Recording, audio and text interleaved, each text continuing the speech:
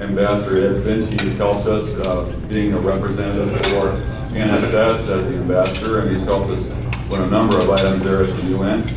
He's going to talk to us tonight about Russia, the UN, space debris, community of peaceful coexistence, use of space. He's got a number of things that I could go on and on and on, but he's quite a record. I hope he's been decorated by a number of presidents from 3 nations.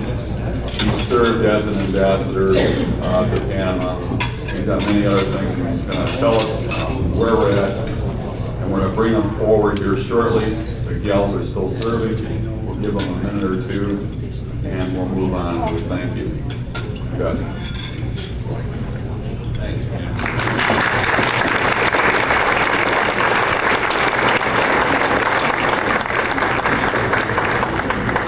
Well, it's a pleasure to be here with so many friends again.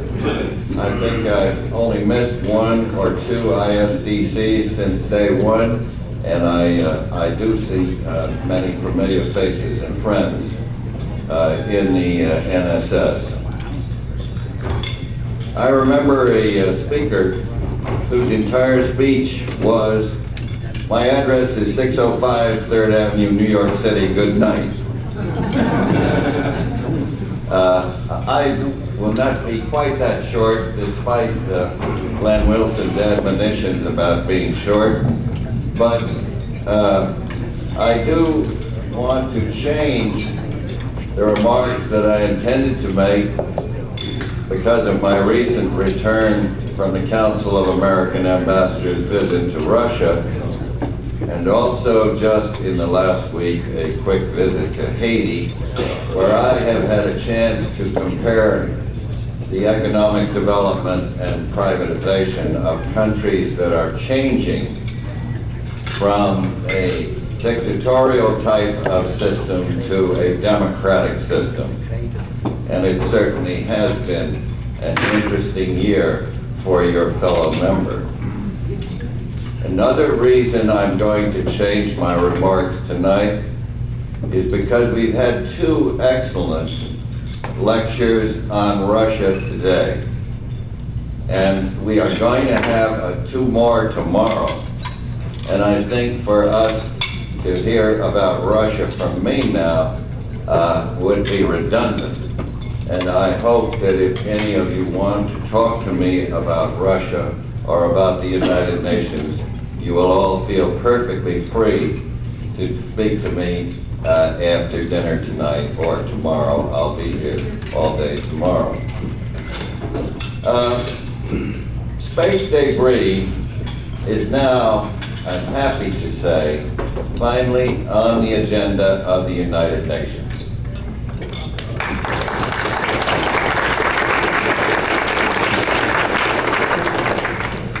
We've struggled for something like 5 years to get it there.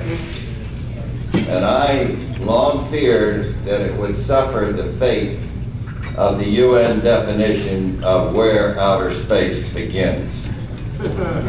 Thank God it has not. The 1979 Moon Treaty in the Department of UN Information for all of you is not, I repeat, not on the agenda at all. I thought you would all be interested in that because going back even to the days of the L5 Society, we all remember how strongly we felt about the Moon Treaty. Why is it not on the agenda? One reason is because both Russia and the United States and many other of the space-capable nations simply don't want it there. And there's a good reason. We now have a Law of the Sea Treaty, which has just come into effect. And since that has come into effect, I think we ought to find out and live with a so-called international regime for a while and see where that language goes to before we even think perilously about any such situation for outer space law.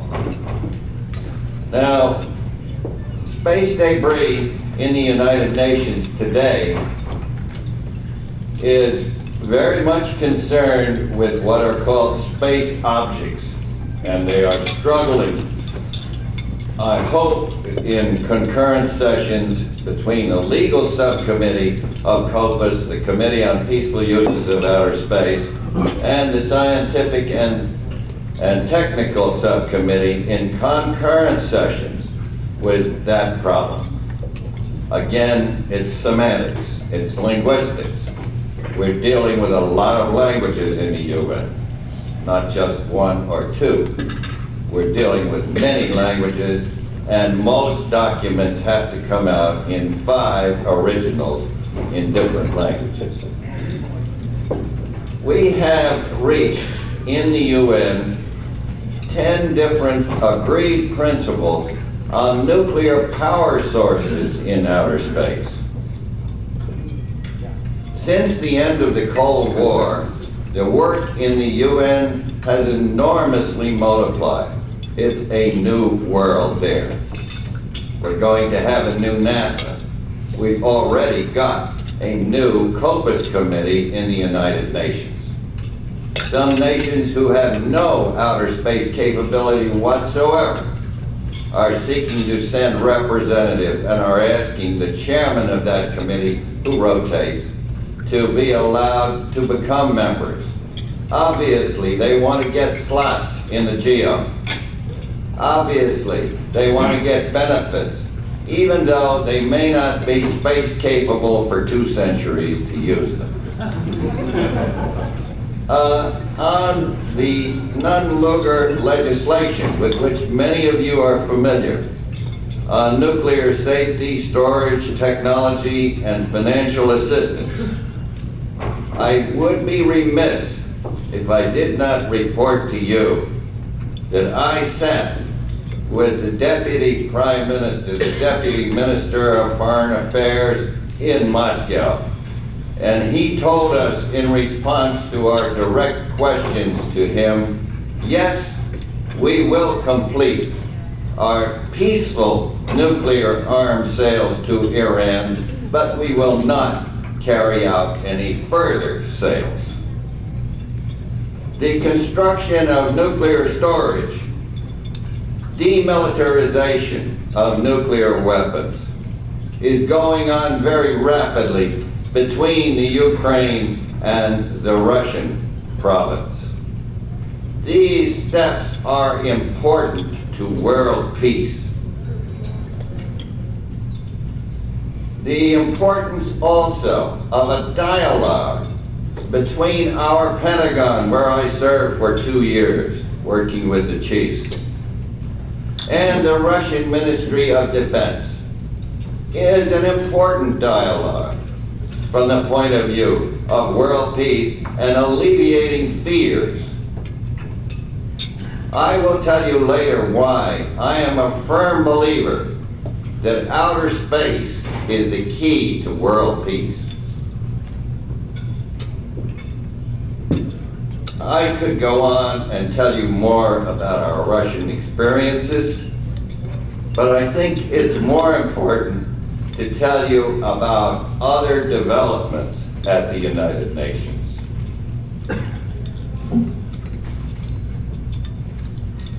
Space debris and orbital debris are terms often used interchangeably. But orbital debris means orbit. And the delegates, some of the delegates on the Committee on Peaceful Uses of Outer Space are beginning to understand in their own languages that that does mean the debris must be in orbit, or you can't call it orbital debris. You must call it space debris. And you can't call it a space object. We've got to start being more careful how we use just the English language. One other thing you must remember when you read newspaper reports about developments in the United Nations. There is no international, legal, official, agreed definition of space debris. Growing UN consensus accepts this definition, and I quote, "Any man-made Earth-orbiting object which is non-functional, and with no reasonable expectation of assuring or resuming its intended functions, or any other function for which it is or can be expected to be authorized, including fragments and parts thereof. Now that's a long definition, and you can imagine how it translates into 5 languages. But there it is, and at least we've made a start. And at least there seems to be a growing consensus on what is space debris. What's going on in terms of controlling space debris? At the UN, many nations now have official national policies which are well followed on voluntary space debris prevention and compliance.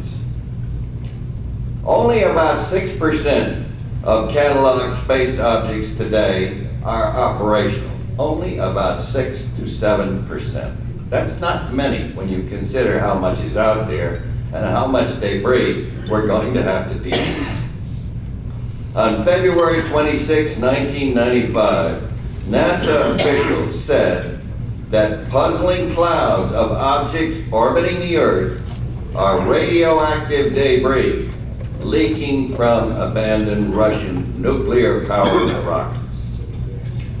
U.S. Space Command tracks about 7,000 debris objects, 7 days a week, 24 hours a day, and I have served our country in our nuclear mountain and fully attest to that. The U.S., I'm happy to tell you, now is building a new telescope at Mount Haleakala Observatory in Maui, Hawaii, which will be completed in October '96. We have some of the best tracking and observation facilities of any nation in the world. And in the UN, every time there is an effort to say you must share your information more, we have to tell them that our information is fully available to them on the internet. All they've got to do is tap into it and listen to the NASA Satellite Situational Report and listen to the internet, and they will learn a great deal about where their eyes and ears are and where the debris is. There are many scientific and technical programs of UN member states on space debris. At the last count, there are over 1,000 publications in 11 languages on the subject of space debris. I could go on and give you a great many more details about this explosion of work, and some of it very cooperative work amongst the nations of the world in the UN Committee on Peaceful Uses of Outer Space and its subcommittee. Unfortunately, the committee has moved from New York last year and is now located in Vienna. So you see that just at the time that the workload becomes the heaviest, we have to send our deputy representative, Dr. Amanda Moore, who is a member of NSS around the world, to keep chasing the job to report to you good people. The U.S. working plan on space debris is organized by the 3 M's. In the UN for the year 1996, they will be concentrating on getting reports of measurement of space debris from the UK, from Russia, from the United States, from every country, and there are now over 120 nation members of that Committee on Peaceful Uses of Outer Space. In 1997, the UN will concentrate on modeling, and in 1998, we will concentrate on mitigation measures. Because of the Mega LEO, as they call it, or Big LEO if you wish, projects that we all know about, Iridium, Global Star, and Odyssey, we know that LEO is not going to get less crowded, it's going to get more crowded. And more nations are going to go to the ITU and complain about crowding in telecommunications. So we are going to start facing some pretty severe problems in the international world. And the UN and its COPAS committee are going to have to deal with them, along with the cooperation of the International Telecommunications Union. In the new space debris world, I think you're all aware of a current development, not necessarily UN, but Princeton Synergetics has proposed to use existing communication satellites to detect debris left by shattered rocket segments and dying satellites. The proposal would require special ground software, but no new hardware on the satellites, and the communications would not be interrupted. We do have some startling technology developing, which I hope will help us to deal with some of these very serious and important international problems for world peace. Finally, governments and non-governmental organizations, which are becoming more and more important, as I found out last week when I was down in Haiti with the Council of American Ambassadors. Also, private organizations have been involved in this space debris work. Millions of dollars, francs and rubles, have been spent. We all know the fine work that NASA has done under Joe Loftus's leadership. Serious debris can be only a fraction of a millimeter, as I've just told you. Is the space debris problem urgent? No, except in LEO and GEO. Will it be very urgent by the year 2000? The answer is yes. And I predict we may lose launch windows by then. And if that happens, you know there are going to be some very loud noises made by many nations. Now, I will conclude by telling you that the UN agenda for COPAS does not vary as rapidly as you might think from my remarks. But I have taken the privilege of making suggestions for the purpose of promoting world peace. Namely, that the 1972 registration treaty, which requires the reporting of all launches, nuclear and non-nuclear, to the Secretary General of the United Nations, has been grossly ignored by many nations. And I think that my proposal that nuclear launches should be reported in advance of launch and confirmation of launch should also be sent to the Secretary General, and the treaty should be so amended. I believe that these considerations and other problems which are going to come before us in the United Nations are going to make next year's work and the year after very challenging. And I look forward to seeing you all at ISDC 96 in my hometown, New York. Thank you.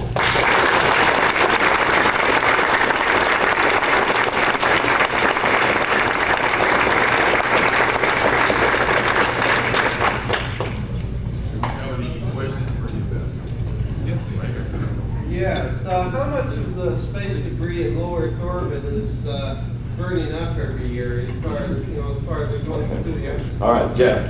The answer to that is that in the last 2 years of each decade, normally what happens is we enter what we call the decay cycle. In 1989, late 88, 1989, 1990, we entered the decay cycle. Nature has given us a cleansing process, but it does not really address the very growing problem of space debris, where, as you know, many of you belong to corporations that are now studying debris for the United States. You know we are into a linear geometric type equation where the polar debris is starting to intersect with the equatorial debris. We're beginning to get into some real serious problems in debris. But it is cleansed and will happen again with the year 1999 to the year 2000. We will go through what I call the decade cleansing cycle. A question in the rear of the room. Yes. Have you heard addressed proposals to use something like laser ablation to I can't hear you. Have you heard concepts for use of laser ablation to perturb the debris particle trajectories and maybe help with reentry? Laser elimination has been... Laser ablation, which would give... No, okay, call it ablation, fine. Laser ablation. As far as I know, and I have not studied that type of debris prevention or elimination, we know that it does work. It's a cost factor again. You have that same problem that you have in so many other parts that we've heard of at this convention. You know the famous remark that was made at a space debris convention which I attended, when a man stood up and said, "Let's get some big snowballs out there. They'll pick up all the little stuff." Any other questions? Yeah, what about what percentage of the debris is from specifically expendable launch vehicles, like spent stages and loose bolts and so forth, and how much would switching to reusable vehicles mitigate that problem? Well, the space debris problem, basically, according to the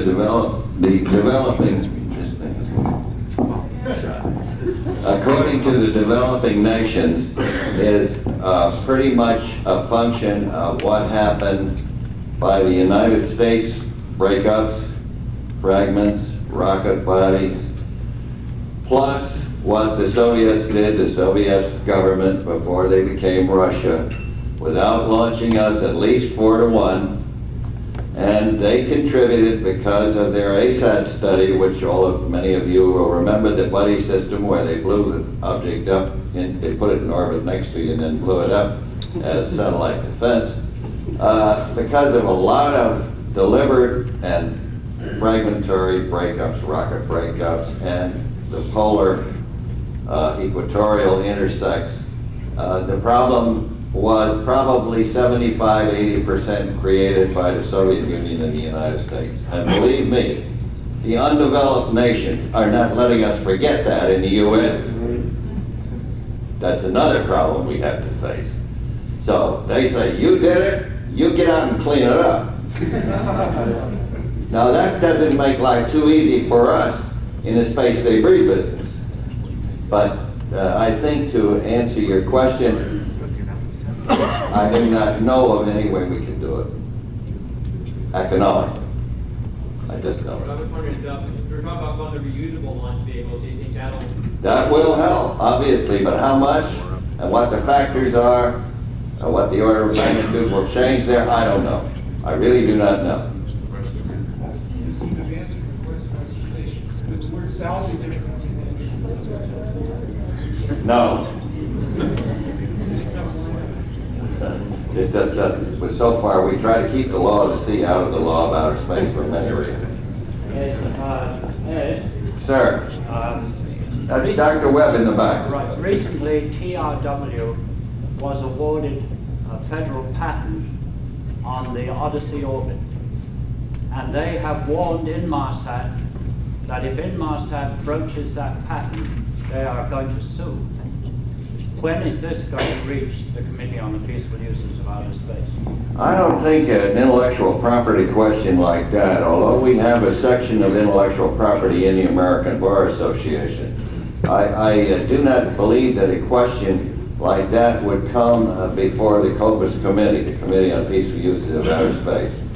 The Committee on Peaceful Uses of Outer Space is dealing with questions that are worldwide, the questions that are affecting the entire international community, not a debate between two nations or between a nation and a corporation, or two corporations. What I do think could happen to a case like that, if it becomes a truly conflict of laws question within the international law structure, then it would go to the ICJ, the International Court of Justice. And incidentally, just for the information of my fellow members, we did have a law student, believe this or not, outer space, the first outer space law case was argued by law students in a session abroad, I believe it was in Czechoslovakia, between a team from the United States law students and I believe law students from England. And this was a dummy case, obviously. It was a case that was a law student case, but it was interesting to see that for the first time, a real case type issue with defense, plaintiffs, the whole works, was actually heard. And we had one member of the International Court of Justice, Judge Manfred Lacks, who many of you know, who is now deceased and has been succeeded by a very distinguished and very able Russian, whom I'm pleased to know, Dr. Vladimir Vereshchetin, who has been appointed to replace him on the International Court of Justice. He has served with us in the International Astronautical Academy. I've debated with him, I think, 9 times abroad. Any other questions? Oh yes, Irene, please. Could you please tell us what were the conclusions of the recent U.S. ambassador's visits to Moscow?